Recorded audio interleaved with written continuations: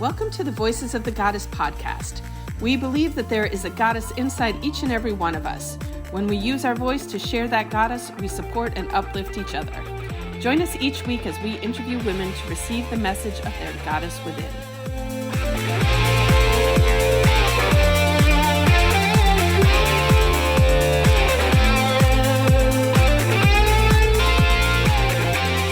Good morning, everybody. Welcome to Voices of the Goddess podcast, where we empower, inspire, and uplift women to become the goddesses they are meant to be. And I'm Julietta, the magical PT. I have been a physical therapist for 30 years now, and I'm in private practice down in Fort Lauderdale. Allyson is shaking her head. Can't believe I've been doing this for 30 years, huh? It's crazy, I know. You must have been 12 when you started. I would say, just call me Doogie Howser PT. Like nowadays, not everybody knows who Doogie Howser is. Nope, that would be aging ourselves. So, although there is a Doogie Howser coming out, so people, a generation that doesn't know who Doogie Howser is, will now get to learn who Doogie Howser is. And there is another character because Lexi's talked about it before. But anyways, we're totally going off the rails here. Go ahead. That's okay.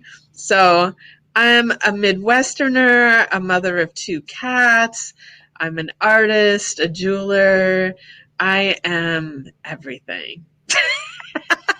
He is amazing. And I'm joined with my lovely co-host, Allyson. My name is Allyson Mancini. I am a holistic nutritionist. I am also a wife to an amazing guy of 28 years, mom to 2 amazing young adults, 25-year-old son and a 22-year-old daughter. And my experience is a lot of my own personal experience. I went through a lot of struggles with my health years ago. Both of my children have had health issues throughout the years. My daughter, basically since she was born. And I just have learned how nutrition makes such a huge difference. And so now I'm a holistic nutritionist. I'm loving it. I'm passionate about helping moms that are like I was, that are super busy, just don't have the time to figure it all out. And I just want to provide them the tools that they need to keep themselves healthy so they can do everything they want to do and keep their families healthy. And we're excited to be here today. We're over 60 episodes. What? Crazy. I know. I think this will be 64 or something like that. It's insane. Probably. And, a little bit when we started this, I was like, yeah, we'll start this thing, but I don't know if it's going anywhere. But here we are. So speaking of that, let's talk a little bit about managing all of this, right? Because you and I are both very busy. You just said, not only do you see clients as a physical therapist, you are an artist, you paint, you make jewelry, you've got a very, very full social life. And myself, I have the kids and I've got dogs and working and clients, and I do other work for corporate, for wellness, and we're both pretty busy. And I don't know. I think so many women are these days. Yeah. We're not abnormal. We're look at all of our friends and stuff and the women that we have on this show. Yep. We're all super busy these days. So let's talk about some of the things that we've done lately to kind of help that. One of them is that we have an assistant and producer who's amazing, and she's probably listening right now. And we have hired her to help us and delegate some of our tasks. And we had a guest a few weeks ago. She's like the queen of time blocking. And so over the last week, I've been keeping track of all the tasks I have to get done, ideally in a day, which is ideally, right? Because it just doesn't always happen. And then I created, a daily method of operation, basically a checklist. There's Jess. Hey, Jess. Of, I created a checklist of all the things that I need to get done. And I'm really trying to work on time blocking. And it was interesting to me because the guest that we had on when she talked about time blocking, she said some people don't like that because they feel like it's so restrictive, but really it actually does give you more freedom, right? So yesterday I have a girlfriend in town whose daughter is moving to Fort Lauderdale from Michigan. And we went out and had dinner last night, and I was able to basically get all my work done. And I felt really good going to dinner. Like I was okay. I did what I needed to do. Right. So I feel like, I don't know. I mean, I think that, I think hiring somebody to help us has been a huge, huge benefit, Miss Jess. And I think that, really trying to like dig down and just time block is helpful. How do you manage it all, girl? Well, and one thing that I'm working on too, and like, setting other goals, I don't remember where, and I'm sure it comes from multiple sources, but the idea of like, focus on what you're really good at, Right. and then hire out for the things that you're not so good at, or things that you don't enjoy. Like one of my big ones that I do is I use Shipt for my grocery shopping. Like I can sit down at any time, day or night, and make up my grocery order and decide like when it's going to get delivered to my house. And like, because I don't, especially post-pandemic, and it really has nothing to do with COVID or anything. I'm just like very empathic, and I'm sensitive to people's energy. People's energy is not great out there in the world right now. So like I avoid being out with the general masses when I can. And one simple way of doing that is paying somebody else to do my grocery shopping for me. And, some people freak out about that. Like, oh, you're spending more money. You have to pay them to do the shopping. You pay more money for the items because that's how the app makes their money. And then you have to tip them. And I'm like, but my time and my sanity are worth that. Yeah. And so while they're doing that, I can do other things like prep for this podcast and, do other things that I do enjoy doing and are more in my wheelhouse. The next thing that I want to I'm creating and manifesting my budget for is I want to get a cleaning person. Oh yeah. That's like huge. Like that's so funny because I've been manifesting the same thing for the lake house to have a cleaning person because I'm like, I just need to have someone else do that. Cleaning that's a lot. Nick and I were laughing the other day, the house, because I have a puppy, as our listeners may know, and the puppy drags in everything out from the backyard into the house, like anything he can find. And it's a hot mess. And Nick's like, aren't you going to do this? Like clean up the floor? And I'm like, that's not my thing, right? After 28 years, like, don't you know that? And he's like, oh yeah, I know that. I'm like, yeah. So I'm with you. I would have been like, why don't you clean it up? You know what? But the other thing to that too is cleaning. And also like one of the things I started using actually pre-pandemic and have stuck with was ButcherBox. And ButcherBox like delivers all your meat, like it's meats, poultry, fish, but it's all grass-fed, grass-finished, it's wild caught, it's good. And I love it. I put an order in once a month. We get all of our meat for the month. And then I plan my menus around that. And, using Instacart or Shipt or whatever and doing your grocery shopping. Yeah. We need to think outside the box on these things, ladies. I agree. All right. We could go on, and we need to bring our guests in. Yes. Bring our guests in. So I'm really excited because our guest is from far, far away this morning. So let's bring her. Know. How cool is that? I know. This is the second time. I know. Hey, Vanessa, welcome. Hi, ladies. Thank you so much for having me. You're welcome. So go ahead and tell our audience a bit about you and where you're coming from. I'm from Germany. I'm in Germany right now. And my name is Vanessa. I'm an IT specialist, and I started my own business like 4 years ago. And I'm supporting people with newsletter programs, like setting the program up to doing the newsletters and sending them out, or email marketing in general. Definitely not in my wheelhouse, as I was telling her earlier. Like that is something I would hire someone to do. Like I am not, you, Julietta, you do pretty good at that stuff, but I take one look at that and I'm like, whoa, yeah. Oh, you have someone saying hello. Hello, Avion.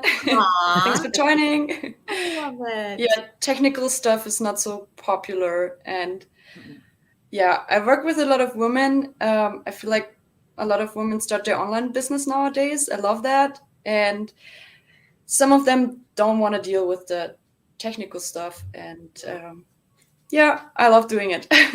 That's hot. Yeah, a lot of them don't. There are so many people that love stuff like, if that's what you love, do it. And if you don't love it and it's stressing you out, pay someone who loves to do it to do it.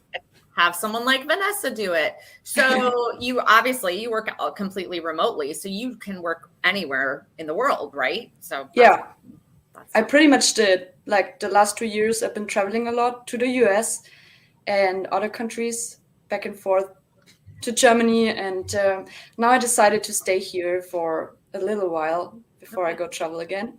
Nice. But yeah. That's awesome. It's, the total laptop lifestyle. You can go wherever you want to go, which is amazing. I love that. Yeah. All right. Well, shall we dive into our questions? Let's dive in. First question, Vanessa, is what is your superpower, or what would it be if you had one? You have one, so, I love this question. A year ago, I answered this with keeping my shit together. Now that became like, okay, normal. I'm an adult. It should be the standard to have my shit together. But I think my superpower is understanding, because I think I understand the other person when I listen, and that gives me huge benefits in like being on one side or one team with them, and not going like into an argument or making the impression that we're against each other, So yeah, I think that's a great superpower to have, because misunderstandings are so frequent, and miscommunication, and that's a huge thing. And I agree, it's totally a superpower to be able to do that well. It's one thing I learned years ago working with a lot of different people and personalities. You have to always remember that it's not only it's how you come across, but you have to keep in mind how are they perceiving it? Like, how are they taking it, right? And that can always be the challenge of the understanding part. So I think that's a great superpower to have. Right. I feel like I've watched so many conversations between people where they're like, they don't understand each other, and they're like, they're speaking the same language, and they're not understanding each other. And I'm like, time out. Can I translate for you? Because what they're trying to say to you. And it's like, how many problems have been created because people think that they're not agreeing. Like, they're saying the same thing and they don't understand that they're both saying that. They're like arguing with each other. I'm like, you're both arguing the same point. Oh yeah. Me and my husband have done that numerous times. Too many to count. Yeah, that's a great story. All right.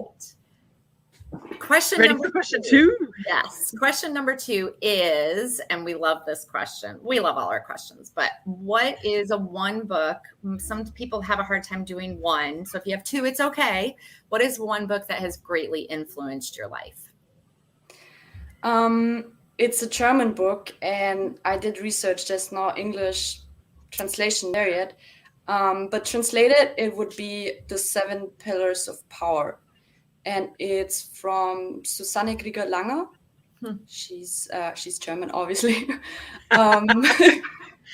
Why I love this book so much, or why it influenced my life.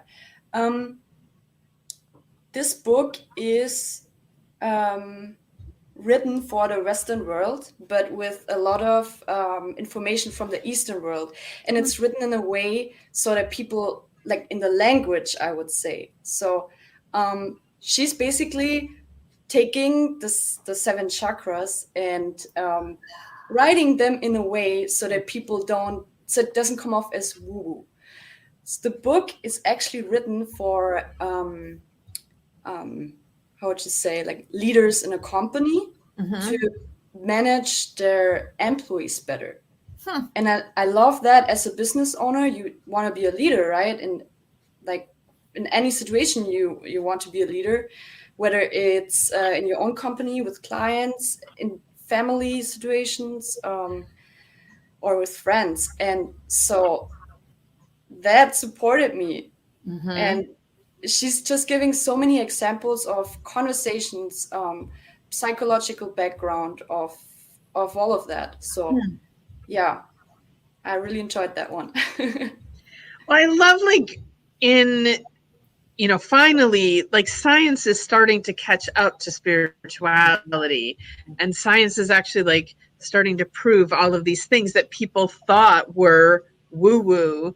I'm a physical therapist, so I'm trained in Western non-woo-woo medicine. But as I was, I've been in this career for 30 years now, as we said earlier.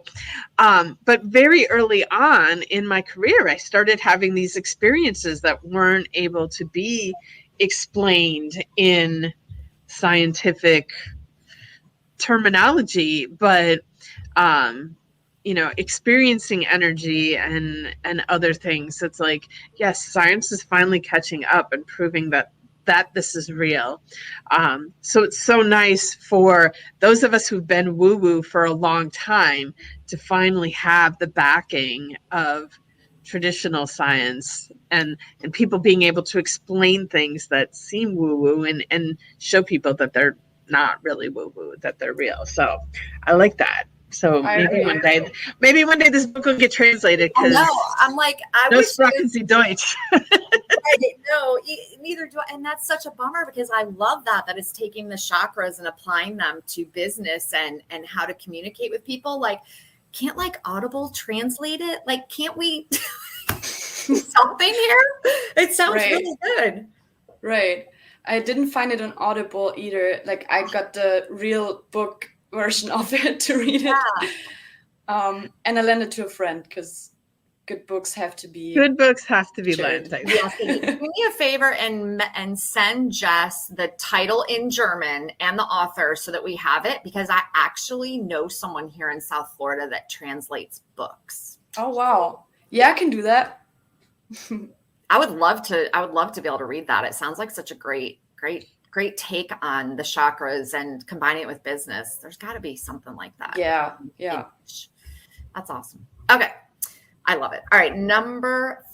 Question number 3 is, as busy women, and the busier we get, we all need to make sure to take time for ourselves. It's probably the one thing I find that women don't do the most of is taking time for themselves. So how do you practice?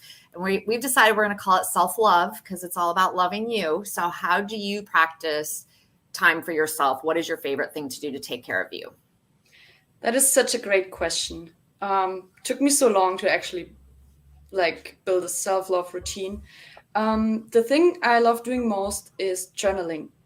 And I do it on a daily basis since years because it has impacted my life.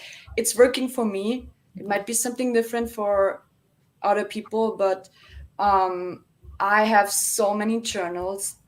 I do so many different tasks and exercises, and they keep my mindset in the right place. So I'm right there with you. I have drawers full of journals, and it's so funny because my husband says to me all the time, he's like, "What are you writing in there?" I'm like, "All kinds of things." He's like, "You do that every day?" I'm like, "Yeah, it's a lot less expensive than the therapist, and it really does help." Like, I enjoy it. And Julietta and I've talked about this before. The act of writing like that every morning is just so grounding for me. And I do my manifestation in there, and I do gratitude and accomplishments. I do all kinds of things in my journal. And I'm actually excited for my kids to at some point read it when I'm long gone. But that was going to be my question is, what do you do with all of these journals once they're full? I will show them to you. They're at the lake house in a drawer. Because I've seen people talk about like some people burn them because they're private thoughts, and do you want other people reading your private thoughts? And I think about like my mother journaled and passed away, and so my dad found her journals, and you sit there with this question like, do I read the journals or don't I read the journals? And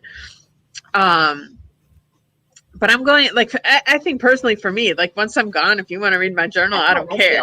But while I'm still here, I don't know. No, my kids know. No, my kids and my husband know. Like those are off. They are not for your eyes right now. When I am gone, have at it. If you really want to sit there and try to read my chicken scratch, good luck. So, and Julietta's seen my chicken scratch. It's pretty bad. I love it. So what do you do with all your journals, Vanessa? Do you keep them or do you? I have papers that are just the same, just some scratches and not very, they're just my thoughts sometimes. I think, so I keep them so far. At one point I started different journals for different reasons. And some of them I feel like are no use no more because, for example, when they're about business and it's about my money mindset, that has changed like from 2 years ago. Why would I keep reading my old thoughts and that mindset? So at one point, I think they're good to go.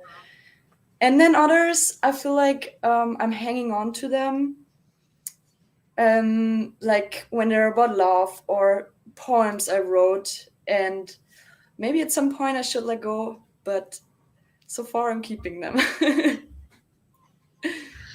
I love it. And I agree because there's certain seasons of my life where those journals are probably a little rough. Like, you know, because I mean, there are times that I'm writing in them and they are desperate and they're sad and they're, you know, whatever. Like my daughter was really sick 5 years ago and that journal, man, I wrote in that thing every day. And I'm sure it's very like, it would probably make me cry if I read it right now.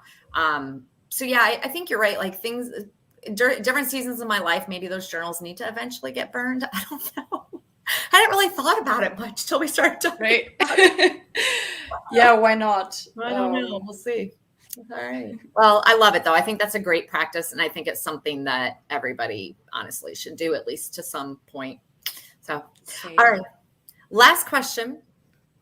And a question that we got after doing lots of research and finding that a lot of women needed assistance with this. And that would be, how do you find accountability in your life, or how do you hold yourself accountable to get the things done you need to do? Yeah, such a good question. Honestly, I didn't know what accountability is like a year ago. And now I had some learnings. Right now, it looks like blocking me time in the calendar. A while ago, it looked like just blocking time for the tasks, but that got me overwhelmed. And so I figured, okay, I need to make sure to have time for myself to get aware of those things. And so that's what I do for whatever tasks I want to hold myself accountable for.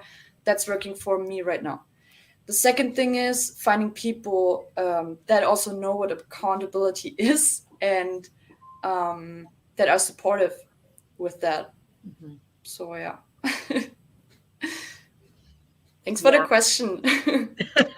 Julietta and I know that. Like this podcast, we say it all the time, would not have happened if we hadn't had each other. Like, okay, let's do that. Like, you do this, I'll do this, right? And let's get back together and see where we're at. We talked every week, okay, where are we at? What do we need to do next? We need to find a producer. She found Jess. We were like, right.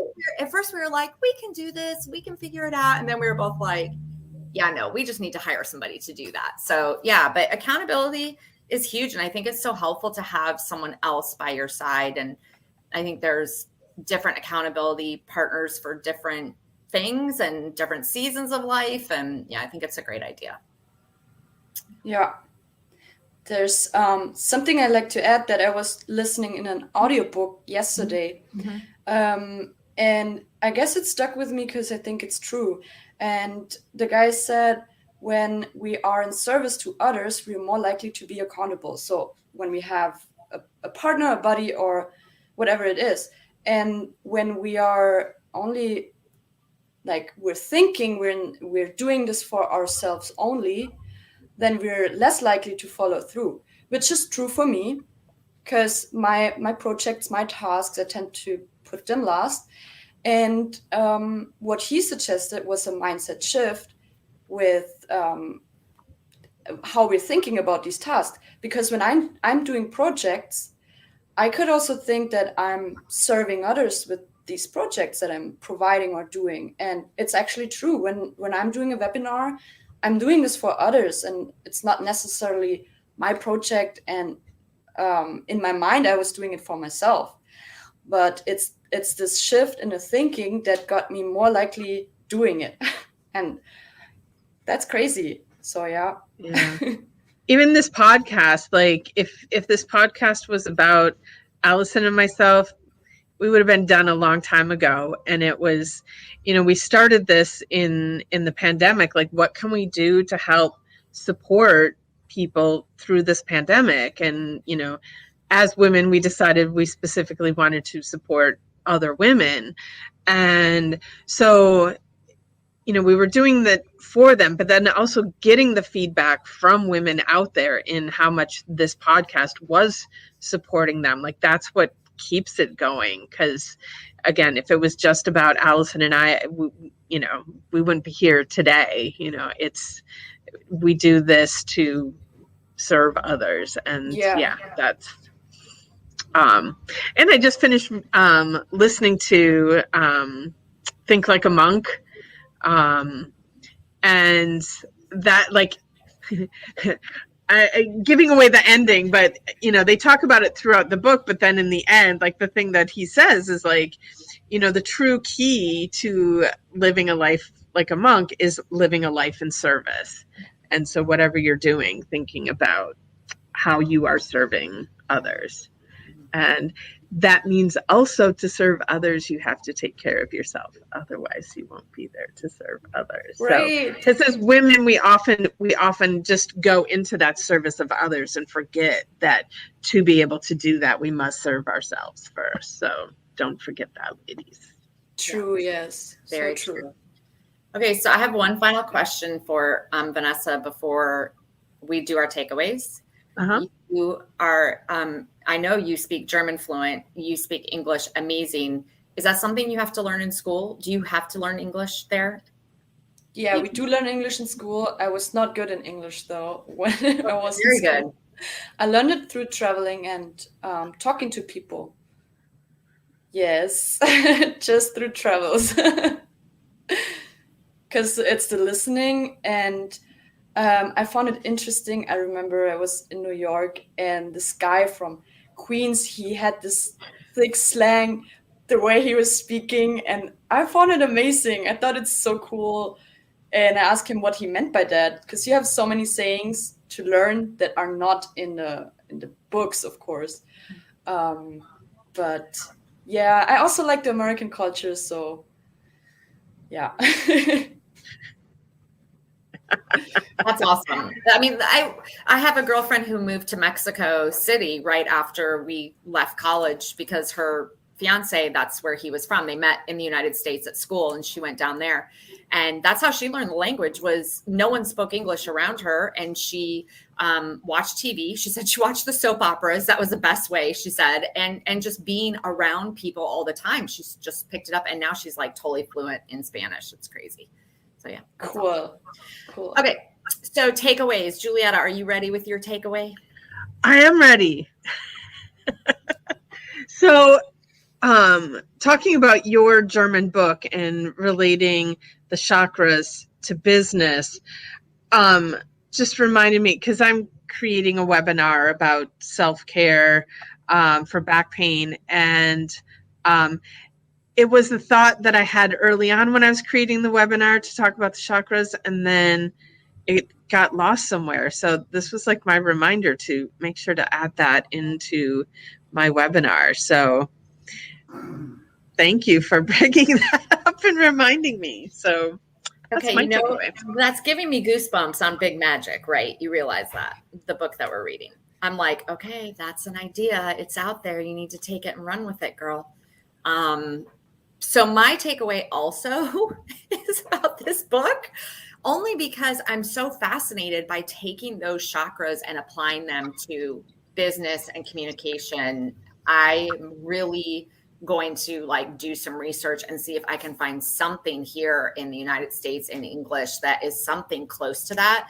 Because I think what a great way to go about business and, everything I do with my clients and in the business that I do with my corporate wellness stuff, it would be so great to pull that in. So I'm really going to dig into that some more. So thank you for sharing that, even though we can't read it. I'm still excited about it. I'm curious to ask, you're our second German guest, but our other German guest doesn't live in Germany. She lives here in Florida, but I'm curious if she knows the book too. We'll have to ask her. That's right. I forgot. It's Vicky, right? Anya. Oh, Anya. Oh, yeah. That's right. I forgot about that. Okay. All right. We'll have to ask her. Okay. So Vanessa, what is your takeaway from today? My takeaway is, I guess the self-reflection, those questions were really helpful for myself. And like, it got me thinking, the question with the superpower and understanding, I notice those side effects about that. Like sometimes a superpower can be a curse too. And so my challenge is to actually understand myself too in the situation and put myself first, because we've been talking about self-care and self-love as well. And these reminders are so important to also take care of myself so I can be in service to others. So yeah. That's awesome. I'm so glad you joined us today. I know it's late in the afternoon there, so I appreciate you very much. It was a pleasure. Thank you so much for having me as a guest, and anytime again. Well, thank you for joining us. And I want to say thank you to our listeners out there who are listening. If you've enjoyed what you heard, please subscribe, like, follow, and share with other goddesses out there so that we can all lift each other up. And I want to wish everybody a magical day. Bye, Vanessa. Have a great day. Bye-bye. You too. Bye. Oh, Jess just commented. Good job.